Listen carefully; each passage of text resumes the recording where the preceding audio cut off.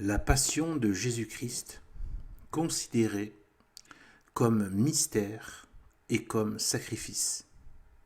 La passion de Jésus-Christ peut être considérée ou comme mystère ou comme sacrifice. Mystère adorable, au-dessus de toute intelligence créée. Sacrifice sanglant, seul digne de la majesté souveraine de Dieu. Considérons-la d'abord sous le premier point de vue. Mystère incompréhensible dans ses profondeurs et admirable dans ses effets. Le Christ sera mis à mort. Occidetur Christus. Est-ce donc ainsi que devait terminer sa course, celui qui était par excellence le Saint des Saints, le désiré des nations, l'objet de l'attente de tant de siècles, le Fils de David, le Christ, le Messie, le Fils unique de Dieu, Dieu lui-même. Toutes ces vertus, tous ces bienfaits, tous ces miracles, ne devaient-ils le conduire que sur une croix infâme et à une mort sanglante? Ô Dieu saint, Dieu puissant, que vous êtes grand dans la sublimité de vos voies et impénétrable dans la profondeur de vos jugements. Il avait été prédit aux hommes ce mystère incompréhensible, principe de leur rédemption et de leur salut. Les prophéties, les figures, les promesses, tout annonçait un Messie qui devait souffrir et mourir. En fait de prophétie, peut-il y en avoir de plus claires et de plus expresses que celles qui prédisaient les souffrances et la mort du Sauveur des nations?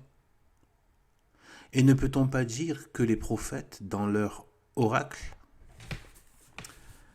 font plutôt une histoire qui raconte ce qui est arrivé qu'une prophétie qui prédit ce qui devait arriver? Isaïe en particulier n'a-t-il pas dépeint le Messie comme s'il l'eût déjà vu de ses yeux, souffrant et mourant sur la croix? Quel est en effet celui dont il dit qu'on l'a vu sans beauté et sans éclat, qu'il a paru comme un objet de mépris, qu'il a été regardé comme le dernier des hommes, qu'il est par excellence l'homme de douleur, qu'il a paru comme un lépreux frappé de la main de Dieu, qu'il a été conduit à la mort comme une brebis qu'on va égorger, qu'il est demeuré dans le silence sans ouvrir la bouche, qu'il a été mis au nombre des scélérats, qu'il a été percé de plaies pour nos iniquités, qu'il a été chargé des péchés de tous, qu'il nous a guéris par ses blessures, qu'il nous a procuré la grâce, la paix et la vie par ses tourments et sa mort. Le prophète David nous présente d'avance le Messie souffrant et nous en trace le portrait avec des douleurs également vives. Et tel que l'a tracé l'Évangile, en parlant de la personne du Messie, ils ont dit assembler leurs conseils. Ils ont, dit-il, assemblé leurs conseils pour tramer contre moi leur injuste complot. Concilium fecerunt in unum. Ils se sont partagés mes vêtements et ont tiré au sort mes dépouilles. Super vestem meam miserunt sortem. Ils ont frappé sur moi à coups redoublés. Supra dorsum meum fabricaverunt peccatores.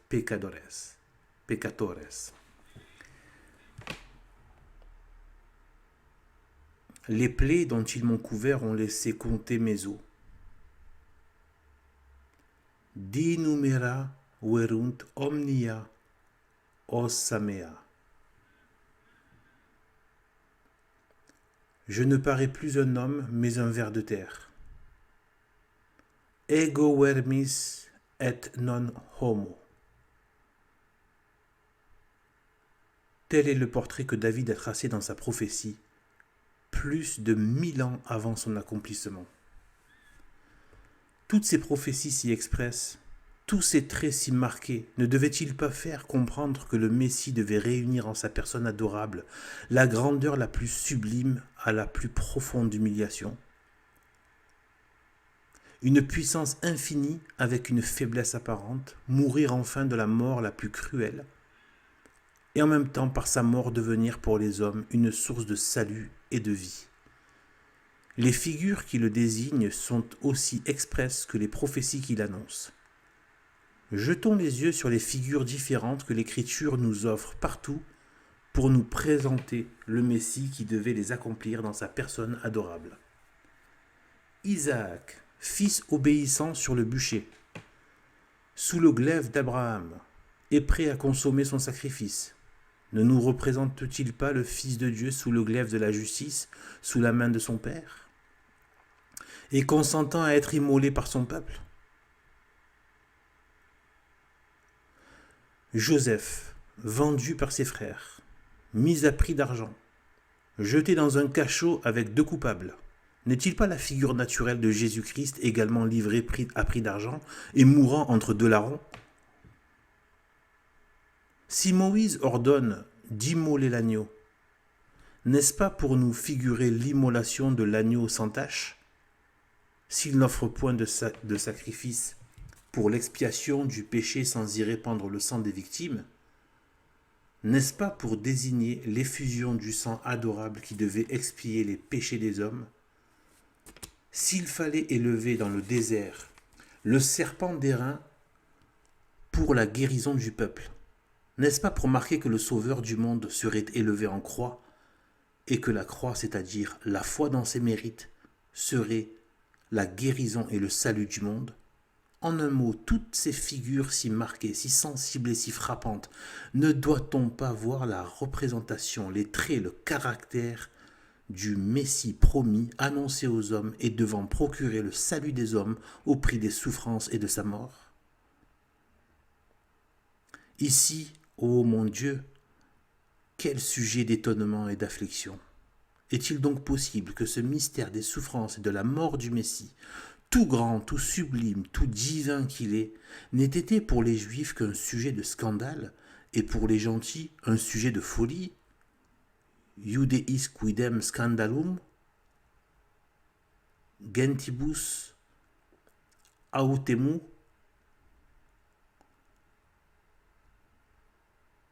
stultitiam. Mais faut-il s'étonner que les Juifs charnels et grossiers aient méconnu un Messie pauvre, humble et souffrant élevé sur la croix, eux qui attendaient un Messie dans la grandeur, la puissance, l'opulence et la jouissance de tous les biens de ce monde? Couverts d'un voile d'aveuglement, ils ne concevaient dans ce Messie d'autre grandeur que celle qui éblouit les yeux, d'autre puissance que celle qui domine les hommes, d'autre règne que celui qui s'établit par la force des armes et l'étendue des conquêtes. Aveugles et insensés, un tel libérateur aurait-il convenu à nos besoins? Aurait-il guéri nos plaies? Aurait-il réprimé nos passions et réparé les maux qu'elles auraient causés sur la terre? Pour les gentils, plongés dans la profondeur des ténèbres et l'abîme des vices, ou séduits par les lueurs d'une fausse sagesse, pouvait-il avoir l'idée véritable du Messie promis au monde et un libérateur mourant sur la croix? Que pouvait-il paraître à leurs yeux qu'une folie? Il n'y avait, ô mon Dieu, que ceux que vous aviez éclairés de vos divines lumières qui puissent reconnaître et adorer le Messie dans un état d'opprobre et de tourment. Nobis autem Dei sirlutem et Dei sapientiam.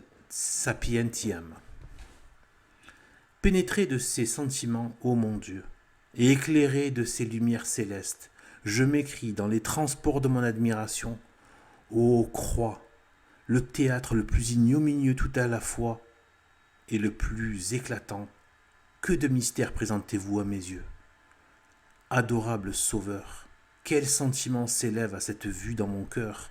Il est vrai que vos souffrances et votre mort, aux yeux de la faible raison, ne présentent d'abord qu'un objet de faiblesse et d'infirmité, qu'il paraît indigne d'un Dieu d'être ainsi abaissé, avili, comme anéanti, mais que ce mystère est bien différent aux yeux éclairés d'en haut.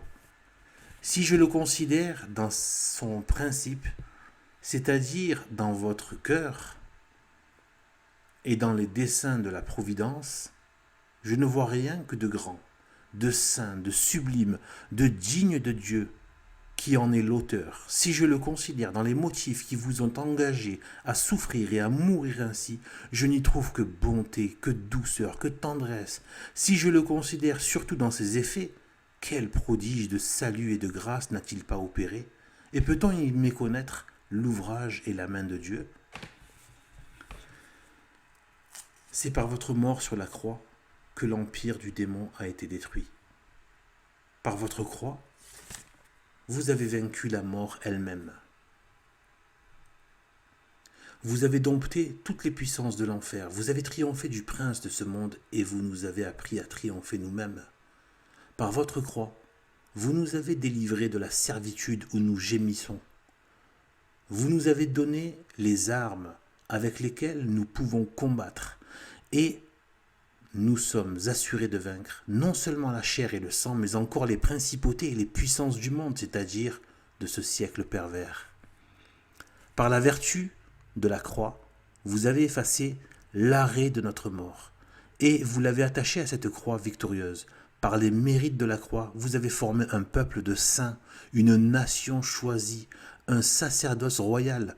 Par l'efficace de la croix, vous vous êtes choisi une épouse digne de vous, une église sainte, sans ride et sans tache, digne objet de vos complaisances et de votre cœur. Par le triomphe de votre croix annoncée au monde, je vois partout l'idolâtrie détruite, ces autels abattus, ces temples renversés, ces fausses divinités foulées aux pieds, ces oracles réduits au silence, ces infâmes superstitions abolies, ces mystères d'iniquité dévoilés. Toute chose changeait de face dans tout l'univers, et sur les débris entassés de tous ces monstres, les vertus triomphantes élevées, les mœurs réformées, des hommes nouveaux paraissant dans le monde, et étonnant le monde par le spectacle de leur sainteté et de leur vertu. Et n'est-ce pas au pied de votre croix, et dans la vertu de votre sang, que tous vos disciples sont venus puiser les grâces du salut et de la vie? D'où est venu aux apôtres le zèle et la force qui les a conduits jusqu'aux extrémités de la terre, pour y porter la connaissance de votre saint nom? D'où est venu le courage invincible des martyrs sur les échafauds et au milieu des feux et des flammes? Qui a consolé les confesseurs dans le sein des cachots, où ils ont rendu un témoignage si glorieux à la fois? Qui a pu adoucir les rigueurs et les amertumes de la pénitence aux solitaires dans le fond des antres et des déserts? Qui a élevé les vierges chrétiennes au-dessus de la faiblesse de leur sexe et leur a mis les palmes en main à la suite du céleste époux de leurs âmes? Dans tout cela, ô mon Dieu, puis-je méconnaître la vertu, la force, l'efficace, le prodige, le triomphe de votre croix et de votre mort? Mais mon Dieu, ce grand mystère qui a opéré de si grandes choses dans le monde, n'opérera-t-il rien dans moi? N'aurais-je point de part aux biens immenses qu'il a produits? Que faut-il faire pour entrer en part de ces salutaires effets? Faut-il faire sur ce mystère incompréhensible une profession de foi solennelle et publique? Faut-il adorer celui qui en est l'auteur et le consommateur? Faut-il publier ses grandeurs, admirer ses prodiges, demander ses grâces? Faut-il même se dévouer avec lui à la croix, à la mort? Avec votre secours, mon cœur est prêt. Ô mon Dieu, mon cœur est prêt. Prière. Oui, mon adorable maître, dans cet abîme d'humiliation et d'anéantissement, je vous reconnais pour le roi de gloire, pour mon Dieu, pour le Fils du Très-Haut et le digne objet de ses complaisances. Oui, mon divin Rédempteur, dans cet excès de douleur,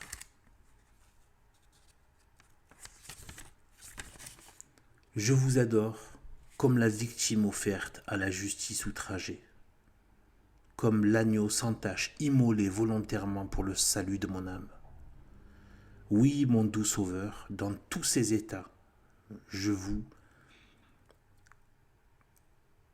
aime comme mon Père, et le plus tendre des pères qui, par un excès d'amour, consent à perdre la vie pour la donner à ses tendres enfants, c'est-à-dire dans ce mystère d'ignominie et de tourment qui m'étonne et m'afflige. Je reconnais un mystère de grandeur et de grâce qui me sauve et me sanctifie. Que le juif endurci vous regarde comme un sujet de scandale et d'opprobre, que le gentil indocile vous regarde comme un objet de mépris et de folie, que le monde pervers vomisse contre vous le torrent de ses impiétés et de ses blasphèmes, jamais je ne trouverai dans vous que la vertu et la sagesse de Dieu. Jamais je ne verrai dans vos humiliations et vos souffrances que le gage de votre tendresse. Toujours je regarderai votre mort comme le vrai principe de vie. Vous serez à jamais l'objet de mes adorations, de ma reconnaissance et de mon amour. Puissiez-vous être le terme de mes désirs et de mon bonheur.